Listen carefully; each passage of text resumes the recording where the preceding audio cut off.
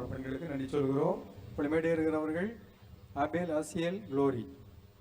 இப்போ நம்முடைய காணிக்கையை அர்ப்பணிக்க இருக்கிறோம். அதோடு கூட இந்த கீதாரை நாம் நிறைவு செய்ய இருக்கிறோம்.